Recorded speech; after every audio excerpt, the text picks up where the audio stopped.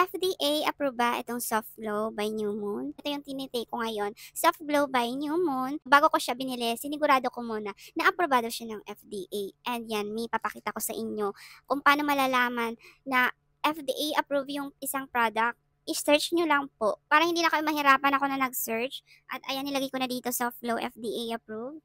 At lumabas agad siya mga mima. FDA approved.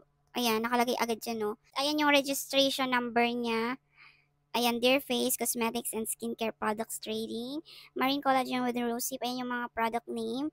Ayan yung kanyang verification dito sa FDA portal. Diyan na yung katibayan, kaya sure kayo na safe inumin etong ating Soft Glow. Diba, suggested use niya is 2 capsules a day. Ginagawa ko nito is 1 capsule a day, tapos umiinom ako nung strawberry milk. Kasi nga, nasasarapan ako noon. Kaya imbes na mag 2 capsules a day ako, yung isa, iniinom ko juice ba. Ito naman, si Beauty Milk Strawberry flavor. Sobrang sarap.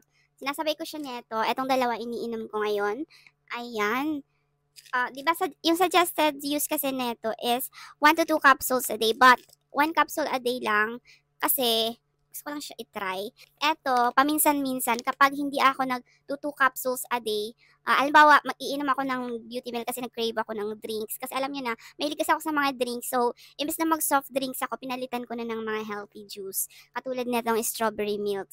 Eto, kapag mag-beauty milk ako, isang sachet nito, hindi na ako magto 2 capsules, isa lang neto, yan. Pero kung hindi naman ako iinom netong strawberry milk, 2 capsules yung tinitake ko every morning. So, ayan, yan yung technique ko mga mi.